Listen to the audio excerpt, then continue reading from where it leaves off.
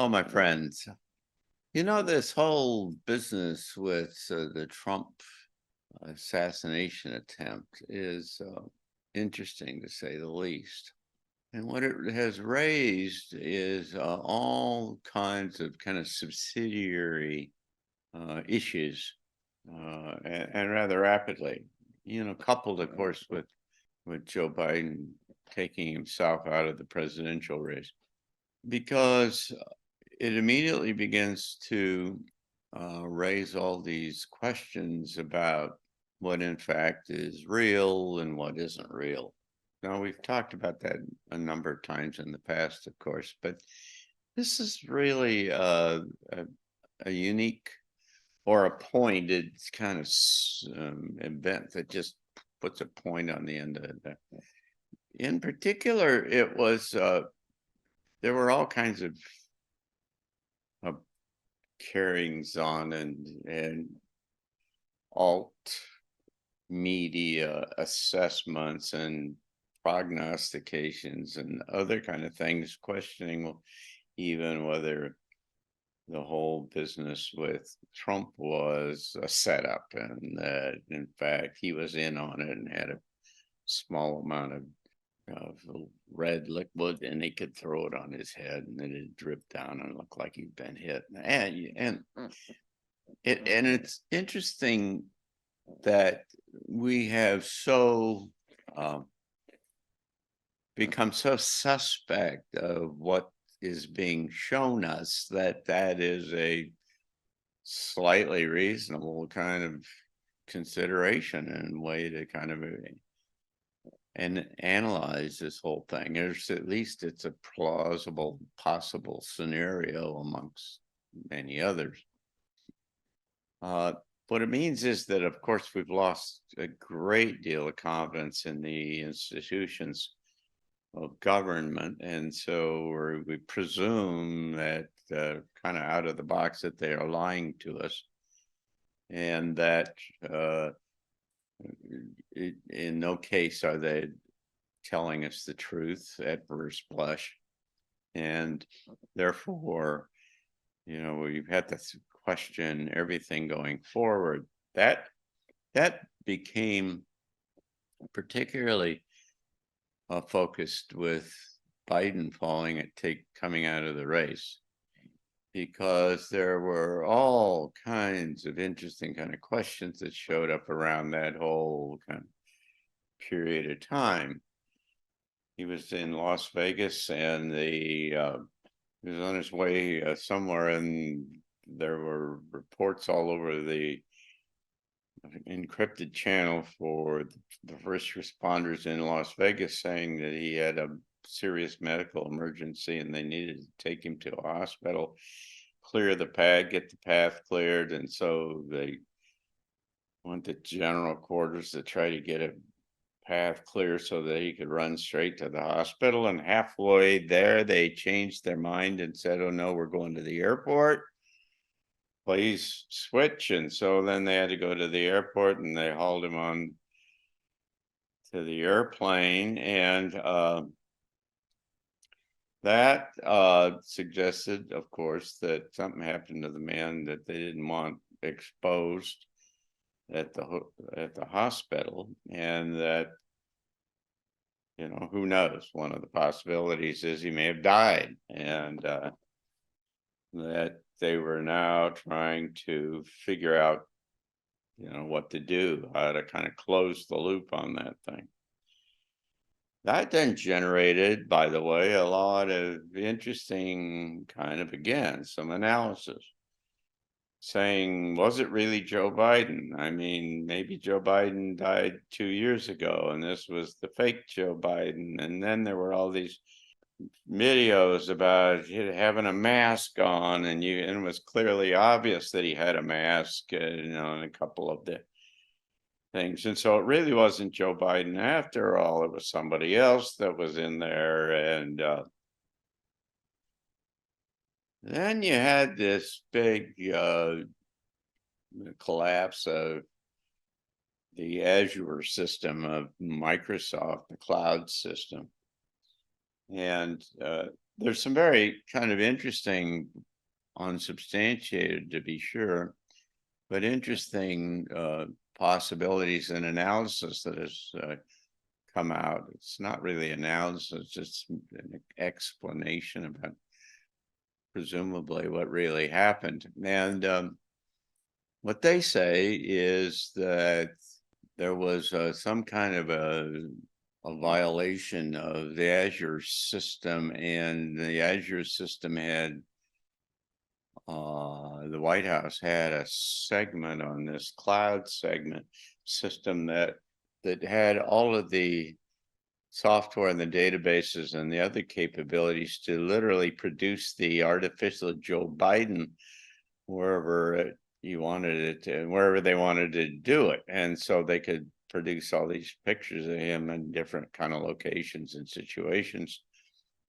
even though he wasn't there. And so the White House panicked because they thought somebody could get in and get it and find this stuff out. And so they told CrowdStrike that they had to get a fix for this right away and give them a way in which they could control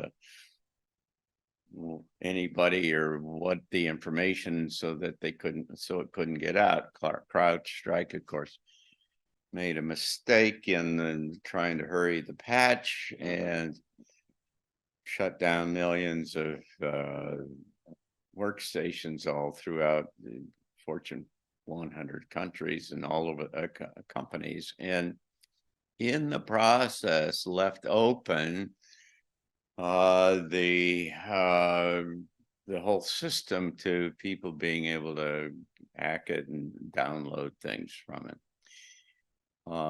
The concern, of course, is that they've already gotten to the White House stuff on Biden, and now they could generate Biden anywhere, anywhere that they wanted to do, and about anything that they wanted to.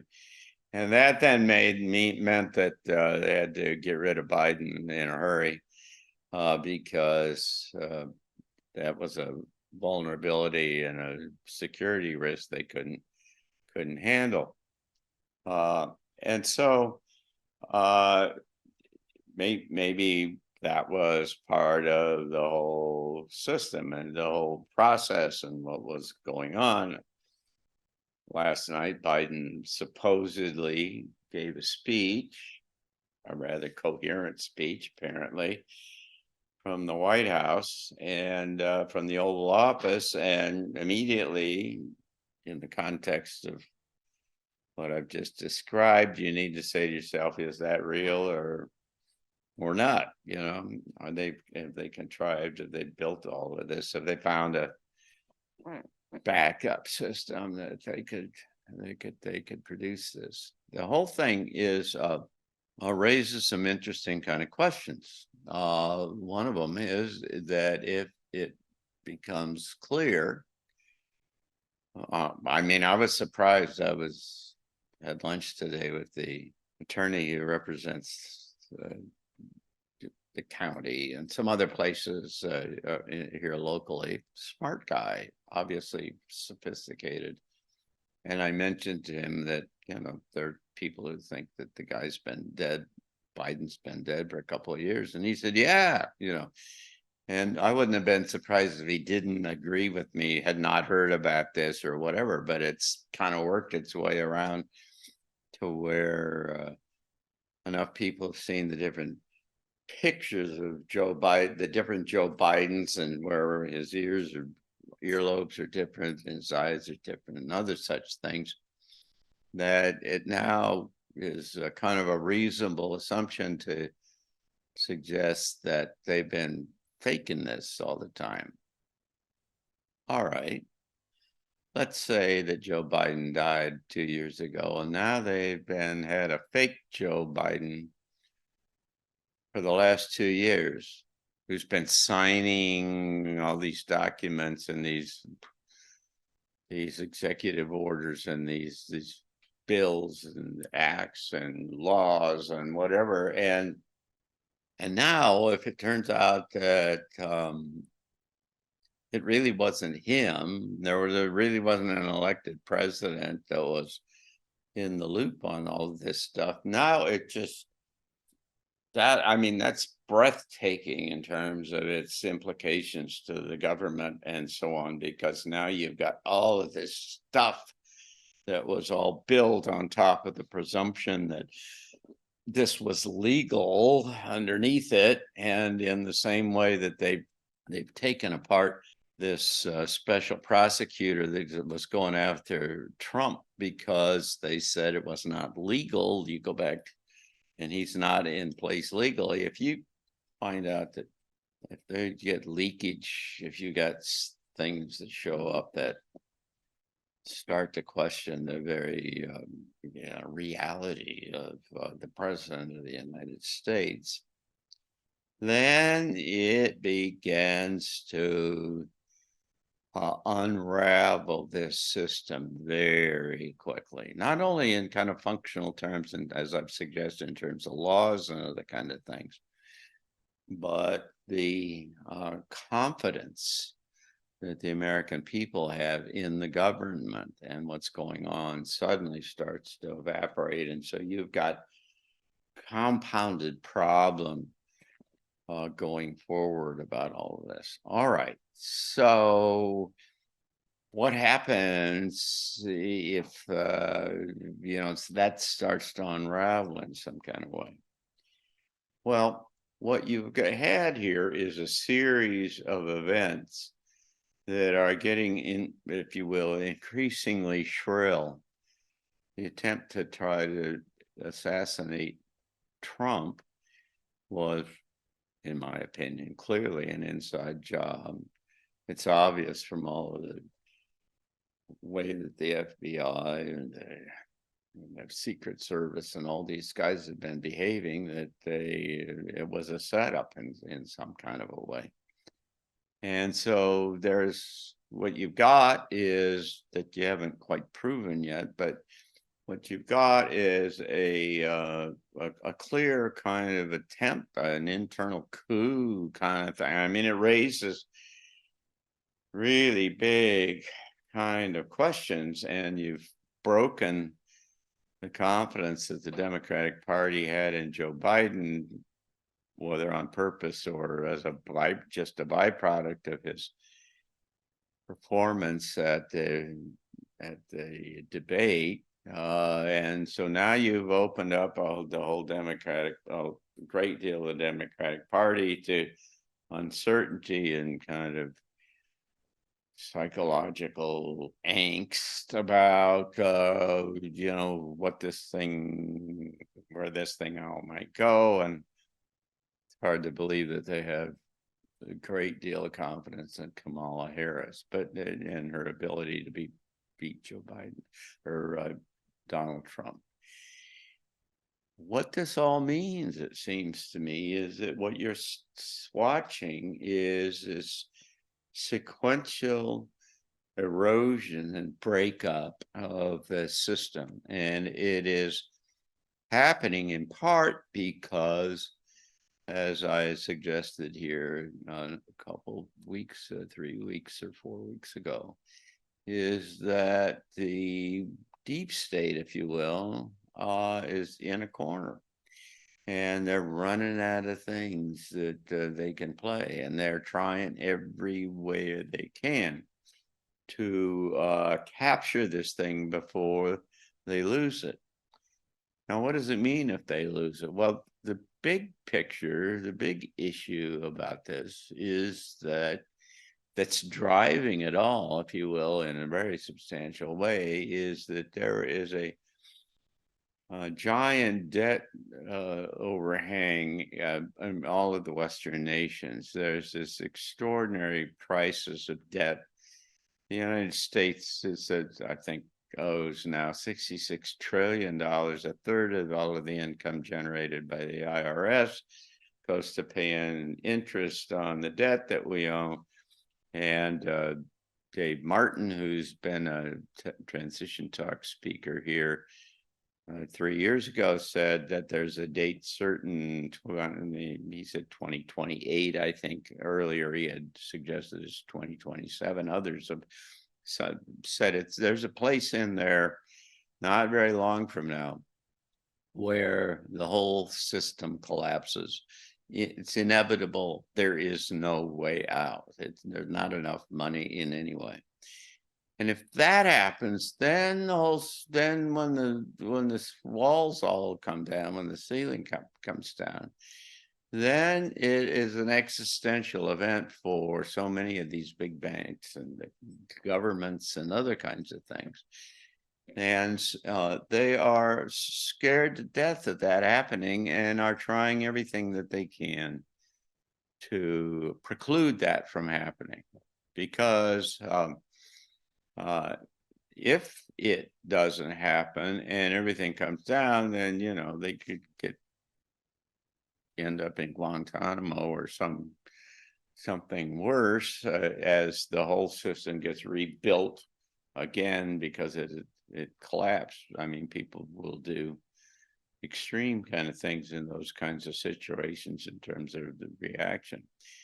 And so the objective is of the deep state, if you will, World Economic Forum and others, is to generate World War III. Because if they can generate a full-fledged war with Russia, that will be an excuse for them to collapse the currency and redo a new currency, and float a new currency, then that's worth a nickel on a dollar or some other thing like that. And in the process, they get rid of all of the debt that they own, that the government owes.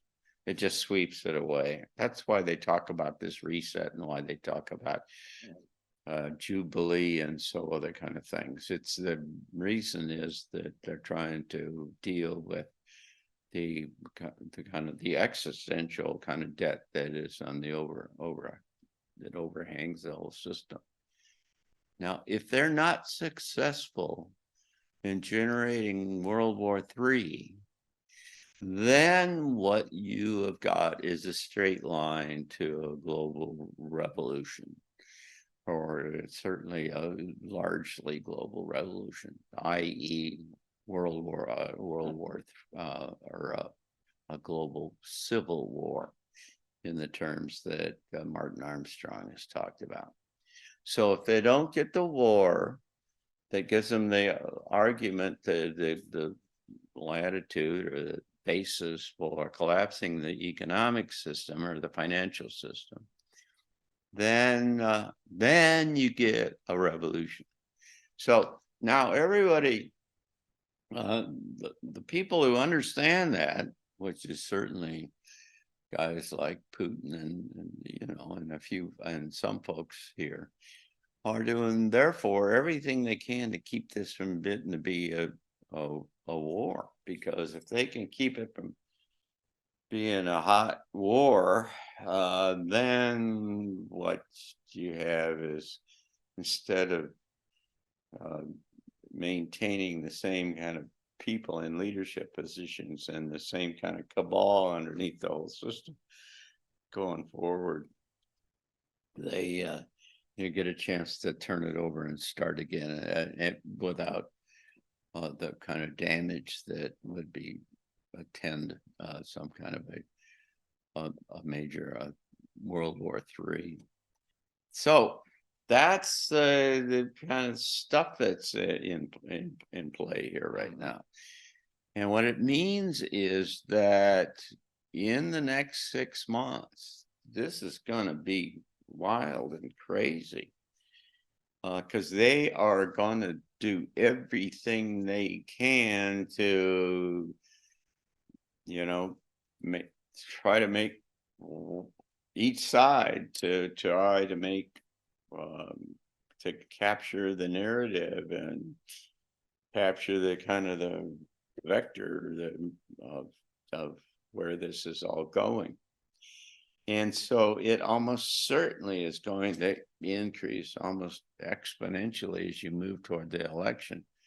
They're going to do everything they can. It wouldn't be surprising that they try another way to try to kill Trump, because if he gets into the White House, boy, do they have a bunch of problems. And so it would not be surprising that they would haul out, their exotic projection equipment and be able and try to simulate a alien attack, space alien attack, or something like that. They're certainly going to try to do diseases and pandemics and whatever, if they can get that going, but they're not doing very well at getting that going. I mean, there is just going to be, and on the white hat side, they're going to get they're going to leak, and they're going to find multiple ways, whistleblowers and other kind of things to try to expose that, what's going on broadly out. And it's just going to be, if you think it's been kind of unpredictable and unstable and chaotic so far, just wait and see what goes on here, because this is really the end of the ball game, and everybody's just going to do everything they can to keep it, to grab control of it while they can. And so it's all a big argument for being prepared, and being prepared, at multiple levels, in kind of physical levels, with the kind of, I mean, these are all things we're working on rather diligently back here in Berkeley Springs. Make sure you got food and water and electricity and so on and things like that. But there's also the whole community issue, and how do you band together with other like-minded folks in order to be able to get your way through all of this. There's a whole psychological and a spiritual aspect to it about how you prepare yourself. How do you see this in the larger perspective? I'm giving a talk for a transition talk in September, on the 7th of September. There's going to be specifically about this. How do you prepare? How do you get yourself? What is this about in the biggest terms? How do you get from here to there? And how do you understand, in particular, how do you position yourself so that you don't get caught up and swept downstream or onto the rocks, or whatever, by all of the stuff that's going on, because it just really has a potential of being very disconcerting if you look at it in kind of conventional terms. So it's going to be historic, a very, very interesting time going forward. I didn't even mention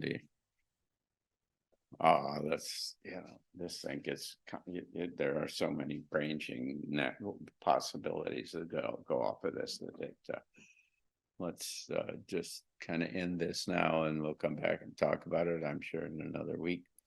But hang on, fasten your seatbelts, because this is going to be really quite fascinating. And particularly, let me just say, particularly if you're ready for it, if you positioned yourself appropriately, if you've thought about it. If you haven't, and you think everything's kind of okay, then you're going to get surprised. And when you get surprised, these are going to be hard surprises. So I'll see you in a couple of weeks. Take care. Bye-bye.